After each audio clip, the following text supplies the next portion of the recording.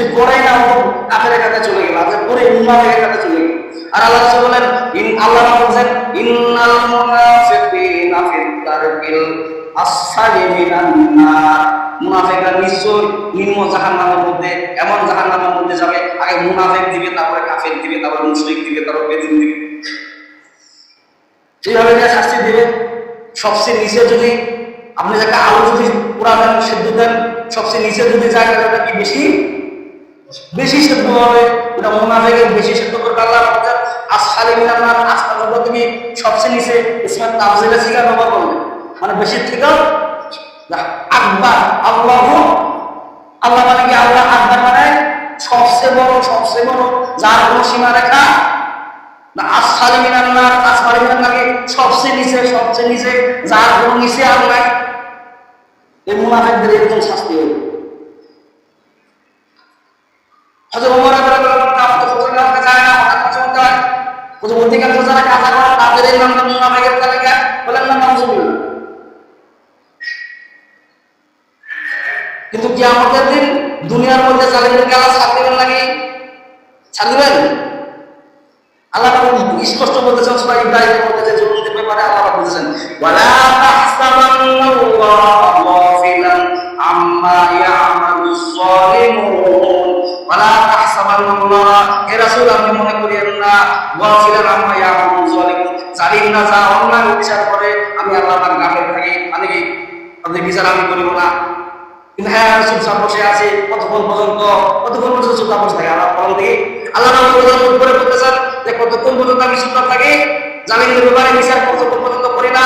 শুনো, ইন্নামা ইউআখিরুহুম লিয়াউমিন তাশখাসু ফীহিল আবসার, ইন্নামা নিশ্চয় ইউআখিরুহুম লিয়াউমিন, নির্দিষ্ট একটা সময় পর্যন্ত আমি আল্লাহ অপেক্ষা করি যে বান্দা তওবা করুক, হেদায়েত হোক, আমার রাস্তায় ফিরে আসুক, অবকাশ দেই।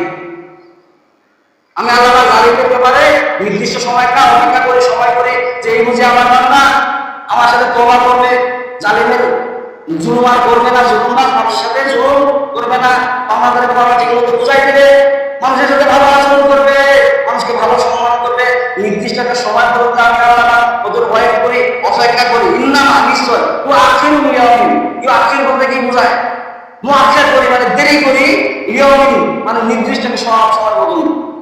এই জালিমদের ব্যাপারে আল্লাহ নির্দিষ্ট সময় পর্যন্ত অপেক্ষা করি। কেন অপেক্ষা করি? যে জালিমটা তওবা করে আমার রাস্তায় মানুষের প্রতি যেন জুলুম এই নির্দিষ্ট সময় পর্যন্ত দিই। আর নির্দিষ্ট পর্যন্ত যখন আমি সময় দেই, যখন তওবা করে না, তখন কি হয়? তাশখাসু ফীহিল আবসার, হঠাৎ করে আমি আল্লাহর গজব যখন দেই, তখন তাদের চোখগুলো বিদীর্ণ হয়ে কি হয়ে গেল। হ্যাঁ মোবাইলের মধ্যে এরকম স্বাভাবিক কেন, আমার পরিবারের মধ্যে এরকম হয়ে গেলে আল্লাহ বলেন না, এটা তোর আল্লাহ জুলুম করছিলি, তার কারণে এরকম করে। গজব দুই প্রকার, গজবের সদা, গজবে কোবরা। গজবের সদা বলতে কি বোঝায়? যে গজবটা আল্লাহ আপনাকে দিবে, যদি আপনি বুঝতে পারেন যে আল্লাহ এই কারণে আমাকে গজব দিয়েছে, এটা গজবের সদা, মাফ চাওয়ার কোনো রাস্তা আছে। আর গজবের কোবরা যেটা, সেটা আল্লাহ মাফ পাওয়ার কোনো রাস্তা দেন না। তার মানে গজব দেওয়ার পরে আপনি বুঝতে পারবেন না যে আল্লাহ আমার গজব দিল না, কি দিল, কি কারণে গজব দিল। গজবের কোবরা, গজবের সগরা মানে কি? ছোট গজব। ছোট গজব যদি আপনাকে আল্লাহ দেয়, তাহলে বুঝতে পারবেন যে আল্লাহ আমাকে গজব দিচ্ছে, নিশ্চয়ই আমি কোনো একটা খারাপ কাজ করছি, আমি জুলুম করছি, এই জন্য মাফ চাইবা বইয়ের সুযোগ আছে, রাস্তা আছে, যে আল্লাহ আমাকে আপনি মাফ করে দেন, ঠিক না? এই গজবের কারণে মাফ করে দেন, ওই গজবের কারণে মাফ করে দেন, এবং ওই মামলাদের মামলা মিটিয়ে দিবেন, গজবটা আপনি সলভ করবেন। আর গজবের কোবরা যদি আল্লাহ দান করে আপনাকে গজবের কোবরা যদি দেয়, তাহলে মাফ চাওয়ার কোনো সুযোগ নাই। তার মানে কি? আপনি টেনে যাবেন না যে কি কারণে আল্লাহ গজব দিল, আল্লাহ গজব বাগান ফাটাইতে ফাটাইতে অবস্থা কাট করে দিন, এই জন্য আমি গজবের কোবরা দিয়েছি। দুনিয়া তো ফাটাবো, আখিরাত সাইজ করবো, সাইজ দুনিয়া ফাটাবো, কোবরা সাইজ করবো, আর সাইজ করে তা বলবেন। ওই বাংলা যখন সাইজ হবে কি আমাদের দিন, তখন ও বলবে যে আল্লাহ আমার জীবন ফিরে দেন, দুনিয়ার মধ্যে আমি মানুষের জুলুম করবো না, আমাদের মাথা বুঝিয়ে দিব, মানুষের সাথে ভালো আচরণ করতে। আল্লাহ বলেন সুম্মা ইউরীকুকুম সুম্মা ইউহয়ীকুম সুম্মা ইলাইহি তুরজাউন। এ বাংলা তুমি কি শুনো নাই? আলেম ওলামা বলবে কি তুমি শুনো নাই? কোরআনের ব্যাখ্যা দিয়ে তুমি শুনো নাই? যা একবার মৃত্যু হয়, দ্বিতীয়বার আর জীবন দেওয়া। দুনিয়ার মধ্যে আমি আবার পাঠাবো নাকি? কি কারণে তোমার পাঠাবো? পরীক্ষার মধ্যে একবারে শেষ হয়ে গেল, ঠিক না? দুনিয়ার মধ্যে পরীক্ষার হল আছে, প্রথম সময় পরীক্ষা, দ্বিতীয় সময় পরীক্ষা, তারপরে বার্ষিক বছর ঘুরে পরীক্ষার চান্স আছে, কিন্তু কবরে ঢুকে গেলে পরীক্ষার কোনো চান্স আছে নাকি? বাটন খাইতে রাখবেন, কি কারণে অন্যায় করছেন, কি কারণে অপরাধ করছেন, ঠিক কিনা বলেন? এই পরীক্ষার সাবজেক্টটা দেখেন, একটা সাবজেক্ট ফেল হলে বলছে ফেল ফেল ফেল, যাতে পাস করুন, ঠিক কিনা বলেন? দুনিয়ার মধ্যে হয় না, হয় একটা সাবজেক্ট যদি আপনি ফেল করেন, কোনো যে 11টা সাবজেক্ট আপনি যদি একটা সাবজেক্ট যদি ফেল করেন, 10টা যদি পাস করেন, তারপর বলছে ফেল ফেল ফেল। কেন ফেল করা যায়? এই কারণে ফেল করে আপনি ফেলই করছেন, এই জন্য ফেলের তালিকা। কতগুলো সাবজেক্ট আপনাকে আল্লাহ পাক দিয়েছে, মানুষের সোলাপিরা কথাবার্তা, এই যেগুলো যদি লঙ্ঘন করতে না করেন, কিয়ামতের দিন আল্লাহ পাক বলেন ফেল ফেল ফেল। তার মানে কি? Button button button. ফেল মানে কি? বাটন লাইট আছে। মানুষের প্রতি জুলুম করা যাবে নাকি?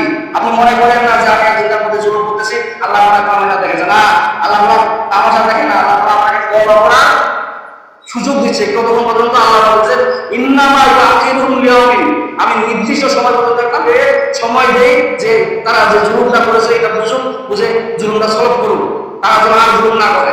আর যখন আমার গজব শুরু হয়ে যাবে তখন কি হবে? তাসকাতু ফীহিল আবসার, তাদের চোখগুলো বিদীর্ণ হয়ে যাবে। তাসকাতু মানে কি? বিদীর্ণ হয়ে যাবে। আই কি হয়ে গেল আমার মনে করে এরকম কথা হয়ে যাবে, এরকম কেন হচ্ছে, ওরকম হচ্ছে, এরকম আমাদের বিদীর্ণ হয়ে যাবে। যে জুলুম, জুলুম মারাত্মক জিনিস। কার মুসলিম বলছেন আর জুলুম জুলুম আর কিয়ামত দিন জুলুম এমন ভয়াবহ প্রকার আসবে, গোটা মাঠ মোড়া হয়ে যাবে। ঘরের মধ্যে যখন কারেন্ট চলে যায়, বিদ্যুৎ চলে যায়, কারণ দেখুন এমন হয়ে গেছে যে মনে হয় ডাইরিয়া হইলেও কত করে দিন মধ্যে তো হয় না, কারেন্ট ফেলে গেছে তো পারবো যে দৌড়াদৌড়ি করে। কিয়ামত দিন ওরকম অবস্থা ডাইরিয়া শুরু হয়ে যাবে, যখন গোটা মাঠ মোড়া হয়ে যাবে। বলা হয় যে এটা মাজলুম জুলুমদের জন্য কিয়ামতের দিন মাঠটা ওরকম ভয়াবহ হয়ে যাবে। তা আল্লাহ আমাদেরকে সবাইকে সঠিক সময় দান করুক এবং সঠিক বোঝার তৌফিক দান করুক।